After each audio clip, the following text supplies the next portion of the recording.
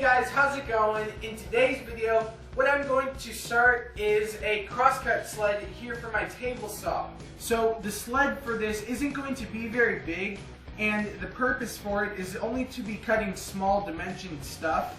So if you'd like to make a crosscut sled similar to this, what I'm going to be using is just a couple of scrap pieces off my lumber rack of some 1/2-inch oak plywood. So one thing that most of you guys probably have that originally came with your table saw was a small miter gauge like this. And what I've done is just screwed a piece of hardwood onto the back, and this was good enough to cut small pieces on the table saw. So for the making of this project, I'll have to be using this for some of the cuts.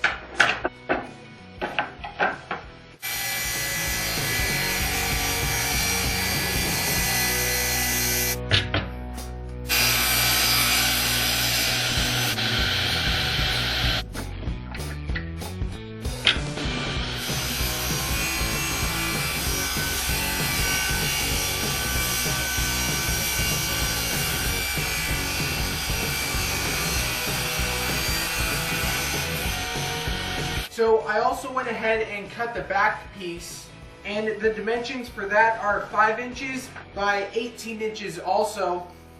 So I've also got this piece of poplar that I'd like to cut down with an angle on it for the back piece to support this front part.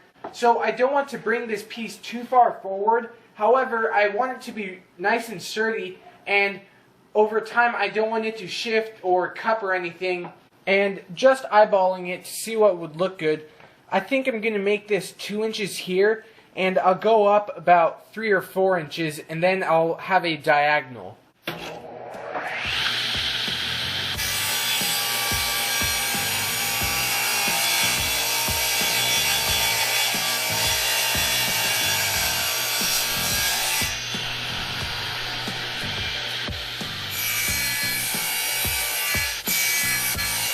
So now I have these 4 pieces that I'll put in the back, and I also went ahead and cut an angle on the back and rounded it over a little bit. So now let's apply a little bit of reasoning to this to get the best accuracy possible out of this sled. All of these pieces that I cut here are exactly the same dimension width-wise because I cut them all on the table saw without moving the fence. So if we apply that then to the back, if we flush each piece, that will bring us up exactly the same measure on all 4 points. So if we have all 4 pieces here, like this, that means that this board right here will be exactly parallel with the edge. And then what we'll do, in order to get this perfectly perpendicular to the table saw blade, we'll then register off of this face and get the perpendicular 90-degree angle and get that. So the next step in this is now to glue and screw all 4 of these pieces to the back.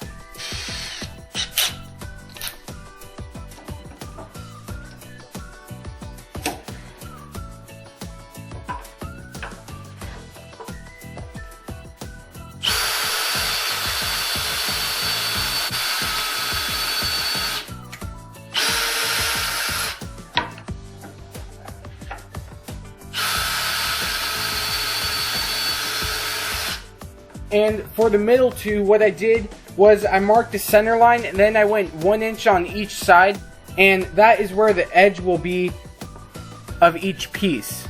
So now, because of the screws that I'm going to be using have a chamfer, I'm now going to use a larger drill bit, and what that will do is relieve some of that wood for when the screw is going in at the very end. This will make it nice and flush.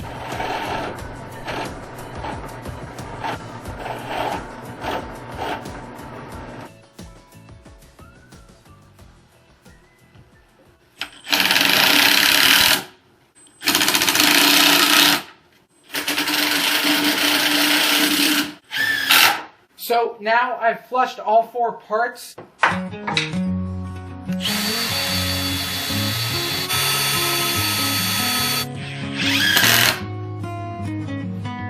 So now for the parts that go into the grooves of the table saw, what I did was I cut a piece down roughly just under the width of the board.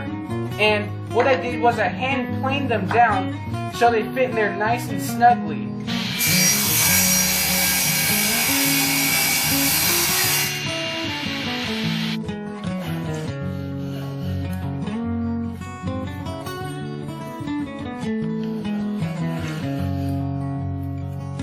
And when you're adjusting the width of these, what you want to make sure is that the screws that are going underneath are not going to be riding against the groove. So what I'm going to do is place the screw upside down in the position that it will be once it's in the sled, and then I put the piece in, making sure that the wood is touching the head of the screw, and I can feel that this piece of wood is underneath the height of the saw. So I know that once this is screwed in, it's not going to be riding on the bottom. And I'll also put a couple dabs of super glue on here so that then once I take the sled out, these runners won't move, and then I can put the screws in.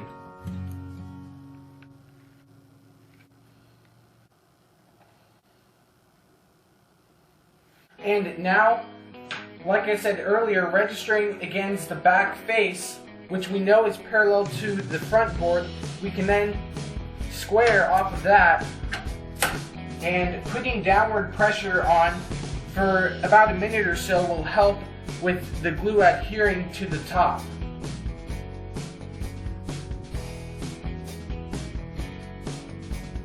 So before I do anything with these, just for insurance, I'm going to put 2 clamps on each one. I'm pretty sure that the glue will hold it, but just to make sure,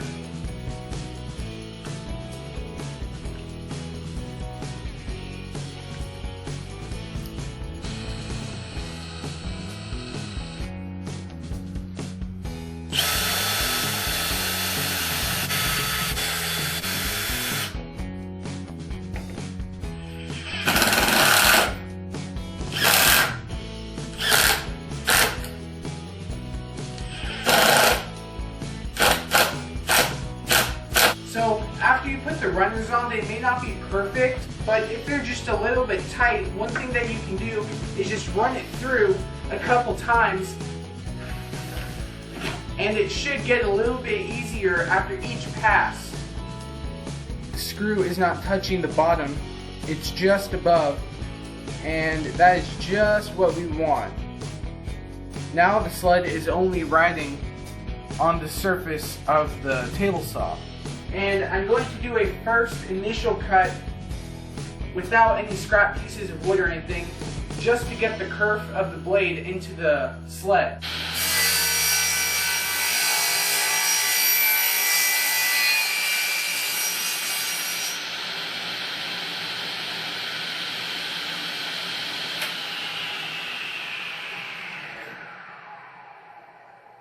So now to test it out with an actual piece, I'm going to be cutting this piece of plywood here, and one edge I know is perfectly straight because I cut it on the table saw, and now I'll get the other edge here 90 degrees.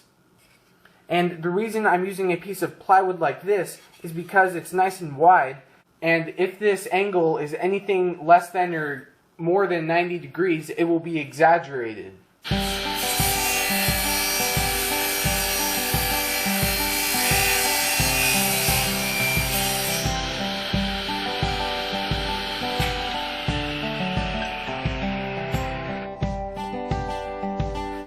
And here is that angle.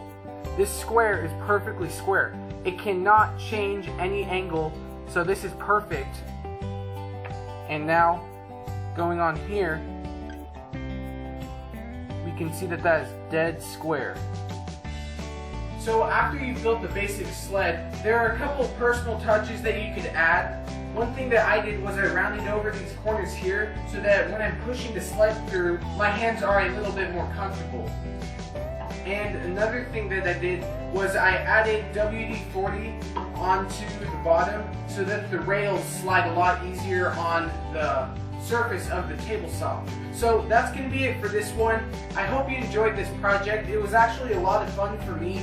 I know that this is going to be used a whole lot, and I hope that if you build one yourself, you can get a lot of use out of yours also. this sled is very accurate for what I need. Sure, there are more fancy sleds out there, but this one is perfectly adequate for me for a lot of the small stuff like this that I can cut really quickly. So if you enjoyed watching this video, I'd like to invite you to subscribe to my channel. I try to upload new videos almost every day. I know that the last couple days I haven't been uploading, but I've been busy with other things, but I try to upload as much as I can. So hit that subscribe button if you're liking what I'm doing. Also put a comment down in the comment section if you think one is necessary, and hit that like button too. And I will see you in the next video.